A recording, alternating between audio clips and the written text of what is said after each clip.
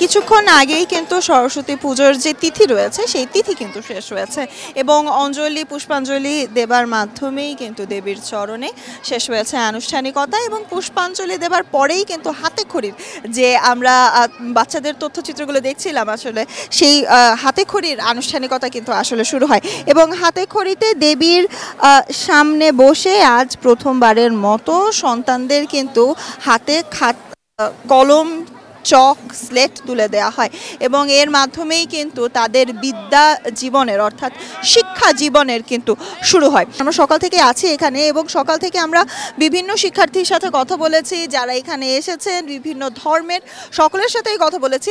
শুধুমাত্র সনাতন ধর্মাবলম্বীরাই নয়, এখানে কিন্তু আমরা ভিন্ন ধর্মেরও অনেককেই দেখেছি, ভিন্ন জাতির কিন্তু অনেকেই দেখেছি এবং তারা কিন্তু বারংবারই বলছেন যে দেবী সরস্বতী শুধুমাত্র বিদ্যার দেবী নয়, তিনি কিন্তু শুধুমাত্র জ্ঞানের দেবী নয়, তিনি সুর নাচ সকল কিছুরই দেবী, অর্থাৎ এই জগতে যত জ্ঞান আছে সকল কিছুর দেবী সরস্বতী। মা, তুমি সর্বক্ষেত্রে আমার সন্তানদের তুমি পাশে থাকো, পাশে দাঁড়াও, ওরা স্মরণ শক্তি দাও, বিদ্যা বুদ্ধি দাও, সমাজে মানুষের যেন মঙ্গল কামনা করতে পারি।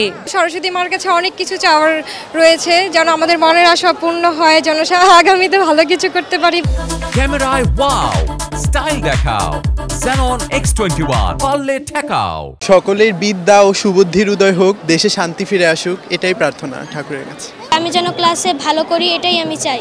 সেই সরস্বতীর সামনেই কিন্তু আজ এসেছেন সকলে এবং তারা কিন্তু বারংবারই প্রার্থনা করছেন তাদের আসছে যে জীবন, শিক্ষা যে জীবন, সেই শিক্ষা জীবনে যেন ভালো ফল পান, এমন প্রত্যাশা যেমন শিক্ষার্থীদের আমরা করতে দেখেছি, তার পাশাপাশি কিন্তু তাদের অভিভাবকদেরও আমরা দেখেছি এই কামনা করতে। এবং এছাড়াও আমরা শিক্ষার্থীদের সাথে যখন কথা বলেছি তারা কিন্তু আমাদেরকে জানিয়েছেন যে বিভিন্ন সময়ে আসলে আমাদের দেশে বর্তমানে যে পরিস্থিতি চলছে সেই পরিস্থিতিতেও তারা যেন দেশকে এগিয়ে নিতে পারে এমন প্রত্যয়ও কিন্তু তারা আমাদের কাছে ব্যক্ত করেছে এবং সেজন্য দেশকে এগিয়ে নিয়ে যাবার জন্য যে জ্ঞানের প্রয়োজন, যে সত্য অন্বেষণ প্রয়োজন, সেই সত্য অন্বেষণের জন্য কিন্তু দেবী সরস্বতীর কাছে তারা আজ কৃপা চেয়েছেন এবং তার কাছে কিন্তু প্রার্থনা করেছেন বিদ্যা বুদ্ধিতে যেন সবাই ভালো হয়, সব কিছু মিলিয়ে আর কি যেন ভালো থাকি আমরা।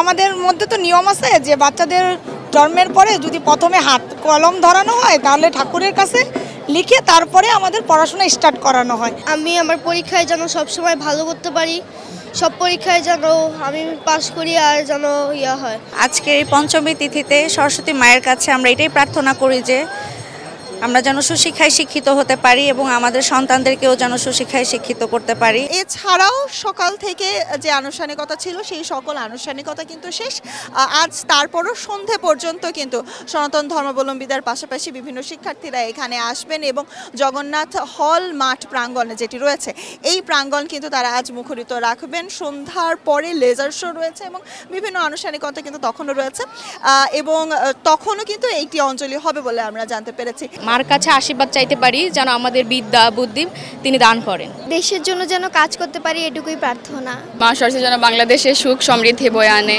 এবং বাংলাদেশের মঙ্গল কামনা হোক সব দিক থেকেই, বাংলাদেশ যেন অন্য দেশ থেকে এগিয়ে থাকে, দেশের পরিস্থিতি যেন ভালো হয়, সবার মঙ্গল করুক ঠাকুর, এটাই চাই, এইটুকুই সবার কাছে চাওয়া। সুলতানা স্বর্ণা, ডিবিসি নিউজ, জগন্নাথ হল মাঠ, ঢাকা।